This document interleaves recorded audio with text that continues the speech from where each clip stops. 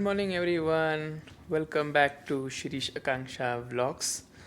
तो आपको लग रहा होगा मैं गुड मॉर्निंग क्यों बोल रहा हूँ, बट सुबह हो गई है, अभी बाहर अंधेरा है। तो अभी टाइम हो रहा है अराउंड 6:30 एंड आज वैसे ठंडी का दिन है। वार्निंग आई थी कि आज स्नो होने वाली है, तो थोड़ी हो भी चुकी है और शायद बाहर हो भी रही है। खैर वो भी बाद में देखते हैं, फ़िलहाल तो हम अपना दिन शुरू करते हैं, जो कि आज काफ़ी जल्दी उठ गया हूँ मैं, तो अच्छी बात है।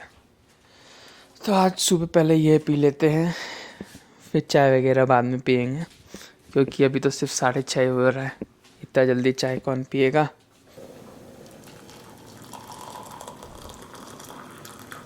दिव्य हर्बल पेय काफ़ी अच्छा रहता है ये। तो थोड़ी सुबह हो गई है और मैंने सोचा है कि आज के वीडियो में थोड़ा आपको जो हम स्नो की तैयारी करते हैं वो बताता हूँ कि हम क्या क्या करते हैं जब स्नोफॉल का सीज़न आता है। प्लस जिस दिन स्नो होती है उस दिन भी काफ़ी काम होता है, जब स्नो ख़त्म हो जाती है तो वो भी आपको दिखाएंगे। खैर वो तो शाम तक चलने वाली है स्नो, तो बट वो पूरा प्रोसेस आपको दिखाया जाएगा आज के ब्लॉग में, ऐसी हमारी कोशिश रहेगी। फ़िलहाल आपको बाहर के नज़ारा दिखाते हैं जो अभी चल रहा है सुबह के 7:30, तो वो देखिए। बाहर की तरफ चलते हैं।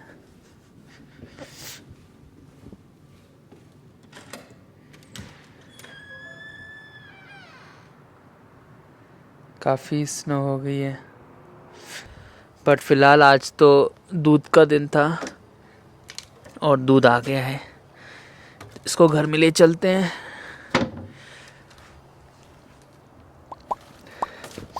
और जब स्नो होती है तो इतनी ज़्यादा ठंड होती नहीं है, स्नो ख़त्म होने के बाद ठंड काफ़ी बढ़ने वाली है, तो देखते हैं शाम तक कितनी होती है।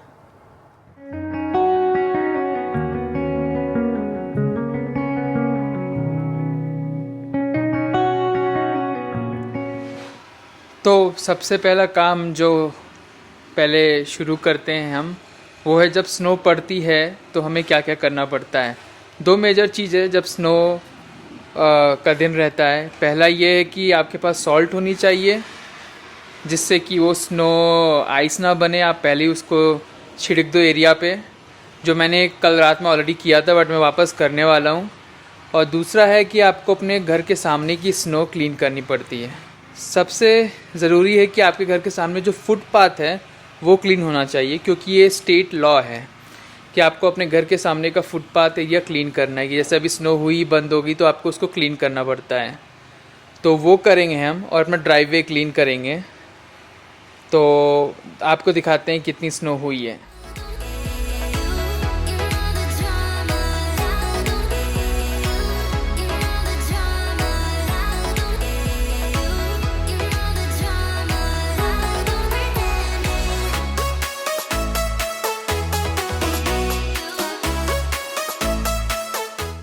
तो वैसे मशीन से भी किया जाता है, जैसे ये अंकल कर रहे हैं।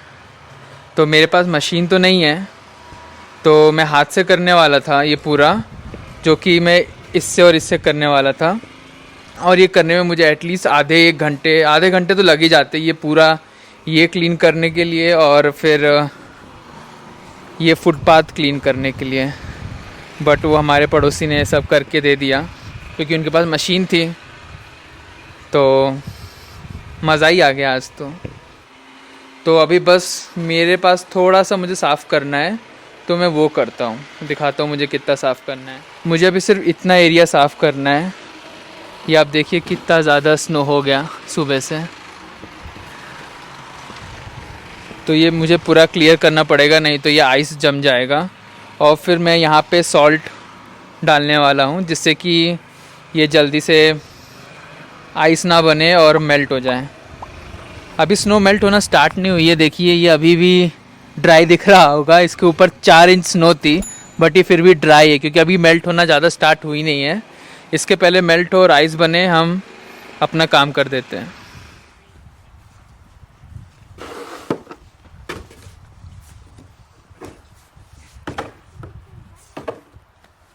ये वाले जूते ज़्यादा ही फिसल रहे हैं, तो मैं जूते चेंज करके आता हूँ। जूते बदल के आ गए हैं, अब जल्दी से काम करते हैं। और ये वाले फिसल नहीं रहे हैं, वो वाले बहुत फिसल रहे थे।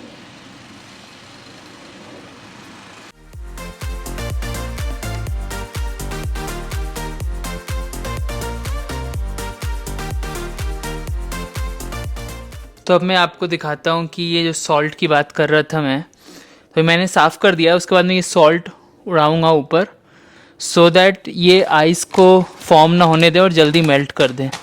तो लिखा है melts ice fast calcium chloride blend.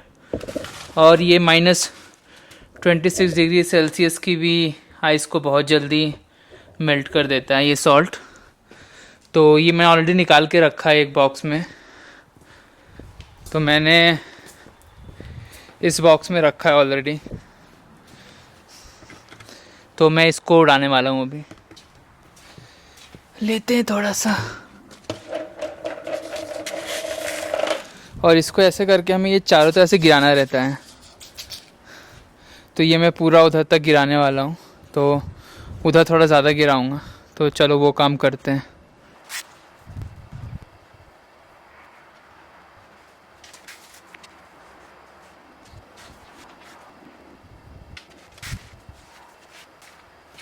ये काम भी हो गया, अब जल्दी से घर में चलते हैं, हाथ ठंडे होने लगे हैं। तो ये सबसे बड़ा काम यही होता है कि बाहर स्नो क्लीन करना सर्दियों में, जो आपको मैंने दिखाया, और फिर उस पर सॉल्ट डालना। तो बाकी ये काम तो बस वही है कि मेंटेनेंस वाला है, तो वो भी मैं आपको बताता हूँ आगे। बट जल्दी काम हो गया क्योंकि पड़ोसियों ने सब कर दिया था मेरा। मुझे 20 मिनट तो बस साइड का करने में लग गया। अगर मुझे वो पूरा करना होता तो मैं तो आज 1-2 घंटे उधर ही बाहर जमने वाला था। बट खैर बहुत अच्छा हुआ। तो फिर आगे चलते हैं आपको, और पहले तो एक नज़र आपको पीछे दिखाता हूँ घर के क्या हाल हुआ है आज। ये पूरा पहाड़ बन गया इधर भी स्नो का, बट इधर मुझे क्लीन करने की ज़रूरत नहीं है, ये हमारे घर के अंदर का है तो आराम से मेल्ट होगा, कोई जल्दी नहीं है। वो हॉट टब के ऊपर भी एक लेयर हो गई है। तो काफ़ी स्नो हुई आज, और अभी और होने वाली है।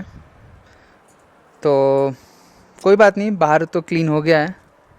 तो ये थे 1-2 काम जो बाहर करने पड़ते हैं जब स्नो होती है। लेकिन अब मैं आपको घर के अंदर के काम बताता हूँ जो थोड़ा बार बार नहीं करने पड़ते, बस ध्यान देना पड़ता है टाइम टू टाइम। जब भी सर्दियाँ आती हैं तो उसके लिए पहले मुझे बेसमेंट में जाना पड़ेगा, जहाँ पे मेरा पूरा हीटिंग सिस्टम है, तो वहाँ चलते हैं। तो ये हम बेसमेंट में आ गए। ये हमारा हीटिंग सिस्टम है जो कि ऑन रहता है पूरे टाइम सर्दियों में। और सबसे पहला चीज़ क्या होता है कि हर साल इसको एक बार चेकअप करा लेने का प्रोफेशनल से। तो आते हैं, इसके अंदर जो सिस्टम है ये गैस से चलता है, इसके अंदर जो बर्नर है वो पूरा क्लीन और चेकअप करते हैं। और वो एक बार कर देते हैं ईयरली। हमें जो काम करना रहता है वो ये है। तो ये जो आपको दिख रहा है ये फ़िल्टर है।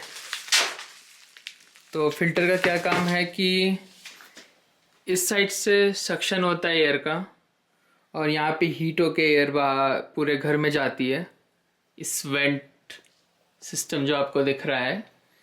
और यहाँ पे एक फ़िल्टर लगा रहता है, जो मैंने आपको दिखाया वो यहाँ पे लगा रहता है। ये देखिए इसके अंदर फ़िल्टर लगा हुआ है, और टाइम टू टाइम हमें इसे चेंज करना पड़ता है, मोस्टली हर महीने। क्योंकि घर की पूरी डस्ट वगैरह को, वो कुछ भी होता है वो फ़िल्टर में फंस जाती है, और सिर्फ क्लीन एयर ब्लो होती है। इसलिए हमें time to time filter change करना पड़ता है, जो कि ऐसा कुछ दिखता है। और एक और काम जो बहुत लोग कुछ सालों में कराते हैं, मेरा भी वो पेंडिंग है अभी काम कराना।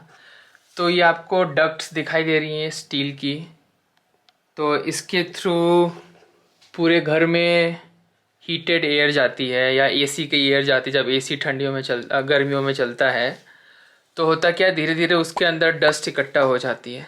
हर कुछ सालों में लोग क्लीनर को बुलाते हैं, तो वो पूरे घर के अंदर वो डक्ट्स के अंदर पाइपें डाल के पूरा सक्शन कर लेते, तो पूरी पाइपें क्लीन हो जाती जितने भी पूरे घर में डक्ट्स है। क्योंकि ये जो छत है इसके पीछे डक्ट गई हुई है जहाँ से हवा निकलती है।